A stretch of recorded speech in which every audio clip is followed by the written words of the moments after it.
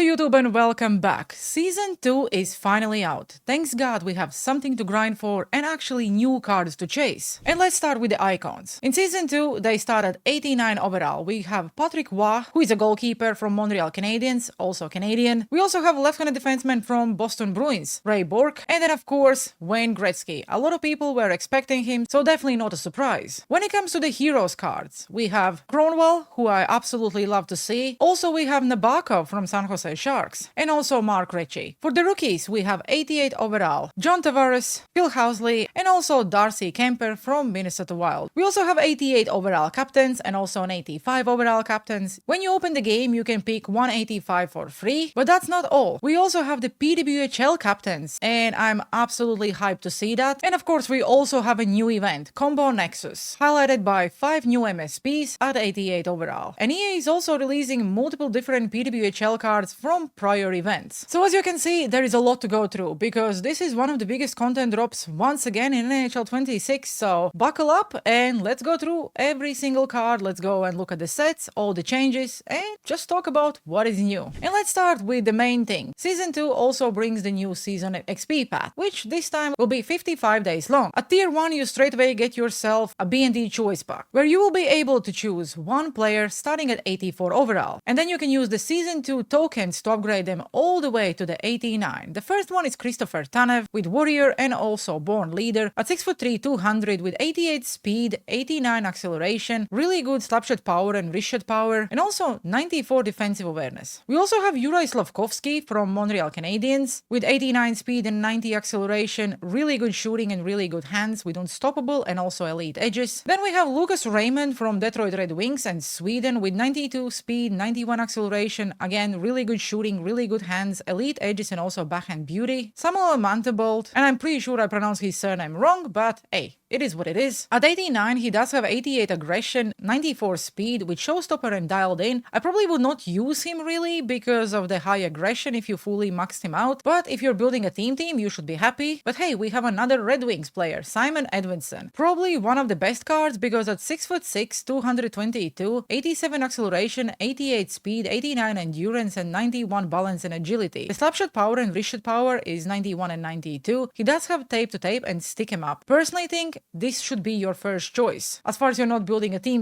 Same about Lucas Raymond, really great card. Same as every other season, you will earn enough collectibles to after use them in sets, and you will get yourself 128 in total, plus 40 in the bonus tiers. So that's 168 in total if you complete it all. We also will see some 80 overall players, 80 overall players, obviously the tokens, and also this indicates that we are getting a 91 overall William Nylander if you get to tier 55. No need to say then, really good card with elite ankle breaker, all-star elite edges, and also a quick release, 91 speed and 91 acceleration. The shooting, the hands are incredible. Also 90 defensive awareness, 95 defensive awareness, like there is really nothing wrong about this card. He's also from Toronto Maple Leafs and Sweden, so I am expecting to see quite a few lineup combinations where you will need Toronto Maple Leafs players. When it comes to the bonus tiers, we will be getting 80 plus overall packs where you get one random player and also 2 collectibles. In Season 2 we will also get the pack where you get a random 80 or 85 overall player, and that's pretty much it. Obviously we will get quite a lot of packs, quite a lot of collectibles, so every single time you complete the rank, cup chase, wildcard, or even some hot moments, you will earn XP to progress through and get closer to that William Nylander. As we are getting 168 collectibles in total, let's look at the sets, how to use it. So you can use 5 collectibles for 1 XP token, and I know a lot of people actually think that this is the move this year because having those XP players which you can then upgrade and downgrade at any point when you need to activate some of the lineup combinations, it's actually worth it. In my personal opinion, I will always prefer a player which I can potentially sell, but that's up to you. You can also exchange 1 collectible for base pack, which I don't recommend, or 3 collectibles for prime pack, 2 collectibles for premium pack, 8 collectibles for superior pack, 20 collectibles for elite pack, or 60 collectibles for legendary pack. You can also use 16 collectibles for 577 plus overall players, 8 collectibles for 79 plus, plus, 15 collectibles for 82 plus overall player, 30 collectibles for 83 plus overall player, and I actually think that this may be one of the best sets because you can do this set multiple times as you are grinding for collectibles, and 83s always will have a value. And I think this set probably offers you the biggest chance of actually pulling something good. You can also use 12 collectibles for 78 or 83 overall chance player pack, which I would not recommend. You can exchange 10 collectibles for 77 plus overall choice pack, 20 collectibles for 79 plus overall choice pack, or 40 collectibles for 81 overall choice pack. It does look like the collectible sets are now much cheaper compared to season 1, and I like to see that. But for me, once again, I probably will trade in my 15 collectibles for 82 plus. Pretty much same as I did in season 1 when I used 15 collectibles for 79 plus. But now let's look at the icons. The cards most of us are the most excited about. And let's start with Ray Bourque, 89 overall left-handed defenseman from Boston Bruins. Considering he's an 89, he also will take 10 million from your cap space. He does have elite quick release and also wheels. Definitely insane card. With 89 speed and 89 acceleration, 91 endurance, really good shooting and hands, I don't think anyone can say this card does not make their team. And I think everyone's first icon everyone will try to get is this Wayne Gretzky, because elite tape to tape, my favorite X factor every single year, and also elite edges. He does have 94 face-off stats, 91 defensive awareness. The slapshot accuracy is 93, wrist shot power 87, slapshot power 88, and wrist shot accuracy 92. Really good skating and really good hands. No need to say then Wayne Gretzky's cards are always really good in NHL video games, so he probably will be the first one I will make. And then we of course also have a goalkeeper, Patrick Waugh from Montreal Canadiens, with elite sponge and also post to post. I'm not a fan of goalkeepers, and definitely not the ones with 92 aggression, so I will pass. But if someone wants to get him and try him out, I would like to know the feedback. And I was thinking Wayne Gretzky will be the first one I will make, just until I saw the cost. Because to make one, you need 586 overall icons, and that's insane in my opinion. You are trading in 686 overall cards for an 89. Yeah,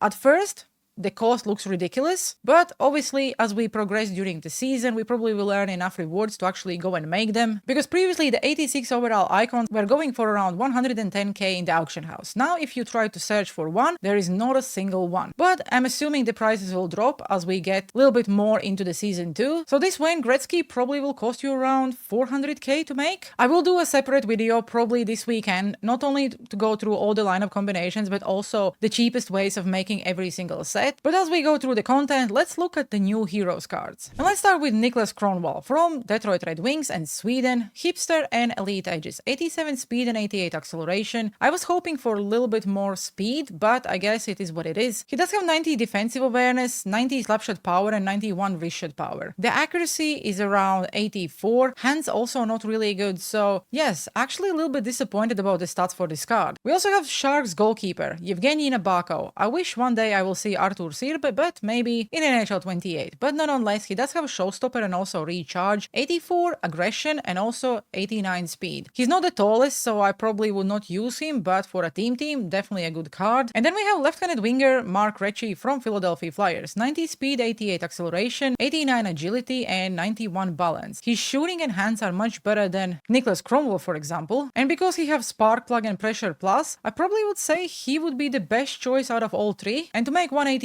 overall heroes card, you will need to trade in 286 overall heroes cards, which again sounds like quite a lot, and also 385 overall NHL alumni cards. I don't think in season 2, at least in this drop, these heroes cards were actually OP. Maybe if they fit the lineup combination and you specifically need one of them to activate it to, let's say, get quite a sick lineup combinations, you can justify the value, but at first, without lineup combinations, I would say it's quite pricey. But at the same time, even if, let's say, you are a no money spend player and you see all these sets and you think, you know what, I cannot afford it, you have 55 days to grind the game to try and get any of the heroes cards or even one of the icons. But now let's look at the new rookie cards at 88 overall. And let's start with left-handed defenseman from Buffalo Sabres, Phil Housley. Elite edges and also rocket, 91 speed and 88 acceleration, 87 agility, 83 balance, and 89 endurance. His shooting, no need to say, is really good. Same about the hands. The deking could potentially be better, but 89 defensive awareness. He definitely is one of the smallest defensemen, but I really like the card art. So yeah, W for that. Darcy Kemper probably will be the goalkeeper I will make. 82 aggression and 91 speed. I'm using his Team of the Week card, and he's my favorite goalkeeper so far I used this year. He also has Showstopper and also Sponge. So yes, he definitely will be one of the cards I want to try out. And then we have John Tavares. And I know Maple Leafs fans probably are not happy, but hey, 87 speed and 87 acceleration, 94 faceoffs. So he's definitely a card to look out for because tape to tape and also a quick release should be a fun one to use. 89 slapshot accuracy and power, 90 wrist shot accuracy and power as well. His hands are decent because pretty much everything is about 88. And yes, he may not be the fastest player, but considering John Tavares never really have more than 85 speed, I think this one will be a good one. And to make one, same as in season 1, you have to trade in 2 86 overall rookie cards and 3 85 overall base cards or cards from any previous events. I know a lot of people may say that this is also quite expensive, as to make 1 86 overall rookies card, you needed to trade in 2 84s plus 4 82 to 84s. But we are definitely getting plenty of 82s in this season, so eventually I think everyone will be able to make at least one. Well, not gonna lie, I definitely like the icons because I think they are really sick cards. Was hoping for a little bit better heroes cards, but there are a few rookie cards I definitely want to try out. Now let's look at the captains. And let's start with John Carlson at 88. 87 speed and acceleration, elite edges and 1T. As a right-handed defenseman with 89 defensive awareness, he's definitely a great card if you're building a team, but probably the good thing about this card is the slapshot power and wrist shot power. The next one is Cam Fowler from St. Louis Blues, 88 speed and acceleration, 90 agility and balance and 89 endurance, 91 slapshot power and 90 wrist shot power, tape to tape and wheels, with some solid hands and also 87 defensive awareness. Thomas Hertl from Vegas Golden Knights probably so far looks like one of the best because he does have a big rig and also no contest. The shooting is all about 88, the skating is all about 88, definitely a fun card. And the fact that you can also use him in a center position because he have 90 face-off stats makes this card even better. And of course, Buffalo Sabres are also getting some love because we have Alex Stock, I think that's how you pronounce his surname, with Unstoppable and Quick Pick. 87 speed and 86 acceleration, with 90 balance, 88 endurance and 86 agility. I like that the shooting is really rounded up and also the hands, so he's definitely a solid right-handed winger. But I know a lot of people will ask, when you open the game and you start your season 2, you get that choice pack where you can pick 185 overall captain for free. So who would you pick? Also, if you look at the teams below the captains, you can see that now you can use more teams to activate the captain boost. You still get 5 AP,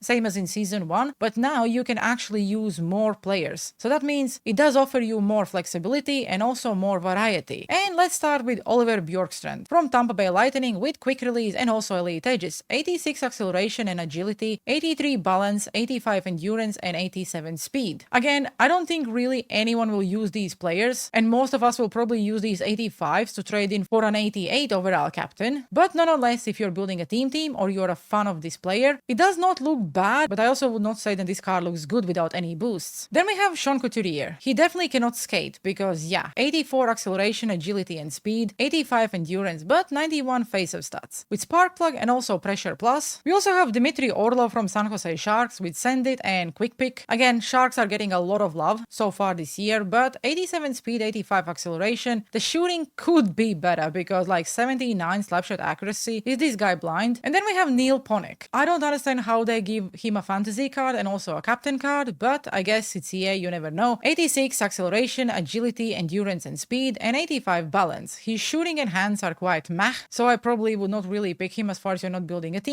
And now let's look at the PWHL captains. And let's start with Kendall Coyne at 88, 92 speed and 92 acceleration, 91 agility, 92 balance and 88 endurance. The slapshot accuracy and power 87 and wrist shot accuracy and power 88. The hands really good in my opinion, and the fact that she have 88 body checking being 5'5", 126 will be hilarious. But hey, I was asking for PWHL content and EA gave me one. As we also have Brianna Jenner from Ottawa Charge with 90 speed, 91 acceleration, 90 balance, quite solid shooting considering they are PWHL players and EA really never give them any good stats. Decent hands, she does have quick release and also elite edges, and yes, also 89 body checking and 90 defensive awareness. And then the NHL 25 star Megan Keller with elite edges and also rocket. The skating is insane, 91 acceleration and speed, agility and balance, 89 endurance. The shooting is around 86, the hands are okay. She does only have 86 body checking but 91 defensive awareness. And also, a lot of people were asking for Hillary Knight, and EA finally gave her a card with quick release and also second wind. 90 acceleration, 88 agility, 91 balance, 87 endurance, and 90 speed. The slapshot accuracy is 90, slapshot power 86, wrist shot accuracy 89, and wrist shot power 88. The hands are all about 90, only 85 body checking, and 88 defensive awareness. We also have Sarah Nurse, and even if she's left-handed winger, she does have 91 face-off stats. She's always having a really good face-off stats, even considering she's a winger. 88 speed and 88 acceleration. The good thing about this card is that she offers line of flexibility. She does have big rig and also big tipper, so really fun combo. The shooting looks pretty much the same as any other PWHL card. The wrist shot accuracy and power 86, and slap shot accuracy and power 87. 89 body checking and 91 defensive awareness. And then my favorite player of all time, Marie-Philippe Poulin, with quick release and quick draw. 94 face-off stats. Like, this is a sick card because the skating is decent. Yes, the endurance could be better, but the shooting and hands are also okay. 87 defensive awareness and 89 body checking. Blair Turnbull also looks solid. She has ankle breaker and also backhand beauty. Only 5'7", 152, but 95 face-off stats. Like, they made these PWHL captain cards really good on face-offs, 100%. Also, the speed is there. The only issue I have is the shooting stats, but at least the hands are good and also the checking stats are decent. And hey, my New York Sirens are also getting a player with tape to tape and stick 'em up. 91 speed, 92 acceleration. She's only 5'9", 152, so yes, I probably would not use her as a left-handed defenseman if you're playing champs and you're a competitive player, but knowing myself, I definitely will make her, put her on my team and just have fun. So if you want to make one of the 85 overall captains, same as in season 1, you have to trade in 5 82 to 84 overall cards, where if you want to make an 88 overall captain, you will need to trade in 2 86 overall captain cards and 3 85s. I know a lot of people probably are asking, will PWHL captains offer you any boosts? I cannot find any information on EA website or in the game then they would offer you any boosts, so you could potentially just use them as any other cards in the game. If I'm wrong, let me know down in the comment sections below, but I was not able to find the information if PWHL captains can boost your team in any ways. Before we move to the next part of the content, I just want to briefly go back to the icons and talk about one thing. The fact that we cannot trade the 87 overall icons we made in season 1, it's a shame. I don't understand why it's a thing. Let's say I no longer want to use Eric Lindros. He's in no way helping me in season 2. So that's definitely an L in my opinion. Also, we have the new season 2 objectives where if you complete all of them, you get choice pack, which will again be B&D. And if you remember, we did get the same choice pack in season 1 as well. Just this time, the players are actually in the sets. And the first one is JT Comfer from Detroit Red Wings, 88 face-off stats and also a quick draw and big tipper, 87 speed and acceleration, 90 agility, 89 balance and 94 endurance. So definitely not a bad card. You can use him in center position and also on the wing. We do have Kirby Dach as well with big rig and tape to tape with 88 speed and acceleration, 86 face-off stats, so I probably would only use him on the wing, but his shooting and hands are really good. And then Nick Robertson from Toronto Maple Leafs with pressure plus and also no contest, 89 speed, 90 acceleration, 95 agility, 88 balance and 92 endurance. The hands and shooting good as well, so I probably would say Nick Robertson is probably the best card out of all three. But if you actually look at all the cards, you can see that EA had the trend then they are recycling the players. At least that's the feeling I'm getting after looking at every single XP player and stuff like that. And as we look at the milestones for season 2, they actually are not difficult because you have to complete 55 daily objectives, make 500 passes, 1000 shots, 150 goals, 5 shorthanded goals, play 50 games, and that's rank, cup chase, or champs. You have to win 26 of those games, win 36 shutout games, and then get 70 assists, and also score 30 goals with any of the captain players. It does not say from which season, so I'm assuming you can use any captain card, and it does say any mode, so you can do this in moments as well. For every single thing you will get 500 coins, and obviously that season 2 milestone pack. We also have the new cup chase objectives, where if you complete all of them, you will walk away with 100 collectibles, which once again you can then go and exchange in the sets. It does not look like the name of the sets are changing, but hopefully the actual packs are better, or the content of the packs. There is no any description of what you're getting in these packs once again, so I'm assuming then 30 collectibles will be the way to go, same as in season 1. And as already EA announced, we are having rank objectives as well, where if you complete every single one, you walk away with 200 collectibles. And the good thing about these objectives is that you don't have to win games. Even if you lose, as far as you're completing the objectives, you still will walk away with collectibles, because you will need to score 500 goals in total, take 2000 shots in total, get 1500 hits in total, and complete 150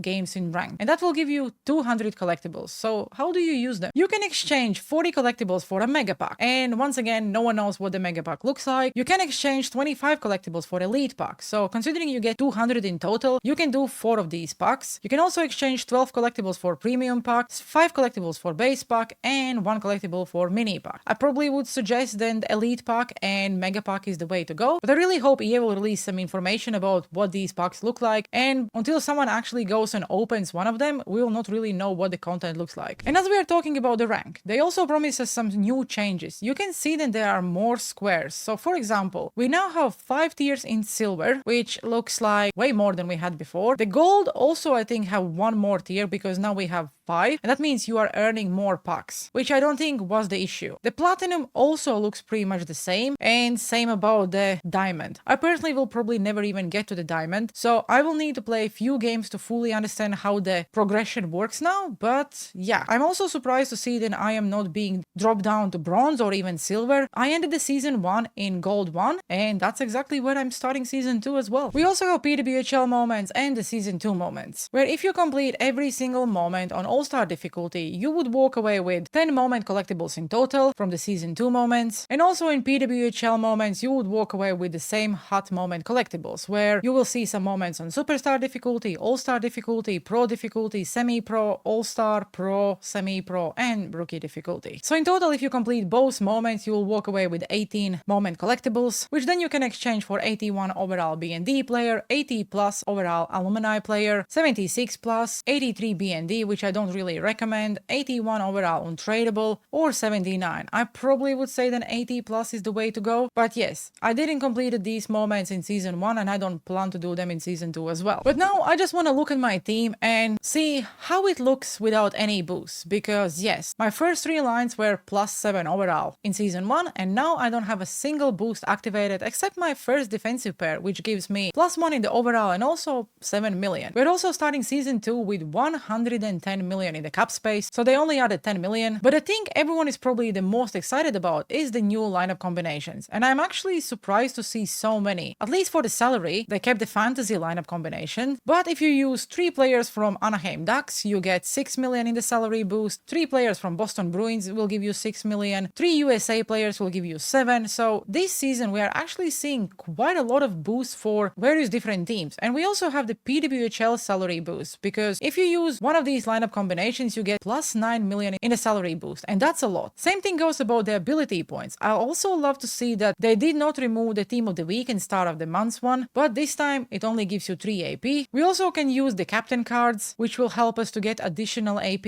and we also see the cards from previous events like Next Gen, for example, Game Breakers, the new event, but I know everyone is looking forward to the overall boost. And yes, we are starting from scratch because plus 1 in the overall. This will be painful. We don't have a single lineup combination with more than plus 1 in the overall. And hey, a lot of people were saying there is no way you will ever need that Ice Dog player. And it looks like you do, because if you use the player from Finland, Next Gen, and also a player from Ice Dogs, you will get that plus 1. I'm pretty sure there will be a lot of lineup boosts which will actually stack and the community will figure it out. But I do love to see that we can still use the fantasy cards with icons and heroes. I'm not quite sure what that icon means, because it does look like a target, but I have no idea. I've never seen it before, so let me know down in the comment sections below what the hell do I need to use with my icon and Sharks player. We also have the rookie boosts, XP player boosts, which I absolutely love to see. So I'm assuming then if you will use, let's say, a rookie card who is also a Canadian or stuff like that, you will get plus 2 or even plus 3 in the overall boost. Of course, we also have the PWHL boost, which I personally really like. And same thing goes about the defense. Yes, we can still use the next gen players from season 1 and also get that plus 1 in the overall boost. So technically, I don't think we will be starting season 2 really bad. At some point, the community will figure out all the crazy lineup combinations, and I will do a separate video tomorrow where I will go through the best lineup combinations to start season 2, just so in case you're looking for a video to save yourself some time, go and check it out. But nonetheless, PWHL lineup combinations, you can use heroes, you can use captain cards, there are plenty to choose from, and I'm a huge fan to see that we can still use the next gen players and also the fantasy cards. Also, as I briefly touched on the captains, you can see that now you will have 10 teams you can use the players from to activate the captain boost. So that's once again a W in my opinion. And okay, let's end the video with looking at actually what is the latest event in NHL 26 outside of the icons, heroes and rookie cards. And it's Combo Nexus. Not sure what the name means, but it's highlighted by Noah Dobson, Dylan Larkin, Tage Thompson, Thompson, Jake Gensel, and Lane Hudson. I seriously think that they are recycling the cards. Tage Thompson and Dylan Larkin already had Team of the Week cards, and I know they cannot really guess which players will perform very well, but giving Dylan Larkin and Tage Thompson a MSP is actually stupid. For people who already made their Team of the Week cards, there probably will be a lineup combination where you need to use their event players, so those cards will not really be very good anymore. But let's have a look at Noah Dobson. 88 overall right-handed defenseman from Montreal Canadiens with 1T and also stick him up, 88 speed and acceleration, 87 endurance, 89 balance and 88 agility, decent shooting and decent hands, and also 90 defensive awareness. Jake Gensel from Tampa Bay Lightning with pressure plus and no contest, a really solid left-handed winger, but only 5'11" and 176, so if you prefer smaller players, then he's definitely not a bad one. His shooting is good, hands are decent, but as far as you're not really a fan of the player, I would probably pick a different player. Also, Lane Hudson, for everyone who made his Shell Weeks card, probably don't see any reasons why they would need to make his 88 overall version, but Montreal Canadian fans are crazy, they probably will still do. He does have elite edges and tape to tape with 89 speed, 89 endurance, and 89 acceleration, 94 agility, and 87 balance. The shooting is quite meh, but at least the hands are decent. Dylan Larkin, as always, one of the fastest players in the game with big rig and tape to tape, 93 speed, 94 acceleration, only 85 balance and 86 endurance, but 90 agility. His shooting is all about 88 and hands are all about 90. You can also use him in the faceoffs because 93 faceoff stats. And what did they do with Tage Thompson? Only 85 faceoff stats. That's a crime in my opinion, but quick release and also no contest, speed only 88 and acceleration also 88. I have to say that his Team of the Week card was much better than this card. We also have a bunch of 87s, 86s, 85s. There are plenty of cards, but I'm assuming that the 87s will be the BNDs. As to make, let's say, Dylan Larkin, you need to trade in 3 85 to 86 overall event players and 2 85 to 86 base items or items from any previous events. You can of course always use your collectibles. If you want to get that 87 overall BND player, you can also exchange 30 collectibles for 86, which you will need for MSP if you want to make one, or you can use also 30 collectibles on 84 event player, which will be tradable and you can sell him, or you can just use your 10 collectibles for 81 plus, which is actually not a bad value, or 5 collectibles for 79 plus. Don't forget that you get yourself 5 collectibles each day by just opening this free pack in the store, and if you want to make MSP for free, you definitely have to do it. You get 5 collectibles and 1 random player, but nonetheless, the event structure is pretty much the same as any other event we had this year outside of the beast mode. You complete one game, you get 183 overall player, which will be a BND to help you with objectives. Then you complete 5 sets, you get 1 collectible, take 50 shots in any mode, and that can be wildcard as well, you get 1 collectible, 20 body checks in any mode, and that's 1 collectible, make 30 passes in ranked champs or cup chase, and you get 4 collectibles, 30 assists, 20 goals, and 25 games. And by completing everything, you also get 185 overall untradeable card, which you can use in your team, or you can use it to, let's say, make an MSP. Also, if you complete the moments, you would get 3000 coins, 281 overall players, and also 183 overall Nexus player. And then of course the last thing left to do is to go through the wildcard, which is exactly as it was every event we have in season 1. By completing everything, you will get the collectibles, which then after you can exchange for any item you want. Well, not gonna lie, I was expecting a little bit more from season 2. Don't take me wrong, the icons, the heroes, the event cards are all cool, but the fact that we are only getting +1 at the start of season 2, I was hoping for at least +2 or +3. But at least we did get the PWHL content, so I am happy. That's all what I need. Also, the cost of the icons looks quite high in my opinion, but we did share this with an EA. Maybe they will change the sets and actually change them to, let's say, 386 and 187 or something like that. So at least we can use our 87 overall icons as well. Same thing goes about the heroes card. I'm actually thinking that in season 1, those cards were like, oh my god, everyone needs to go and make my Gardner, where in season 2, not a single card actually looked like, oh my god, it's a must make. Maybe if I will look at the cards once again tomorrow morning, I will have a different opinion, but at least some of the rookie cards looks really cool and I will try to get at least 1 or 2 of them. This is the content for season 2. Let me know down in the comment sections below. What do you think? If you need to compare season 2 to season 1, which one do you think is better? Do you like the new heroes cards, icons, rookie cards, new captains, and the content in general? I would really like to hear what you think, and I really apologize for a long video, but as you know, there was a lot to go through. As always guys, I really appreciate you watching, have a good one, and see you on the ice.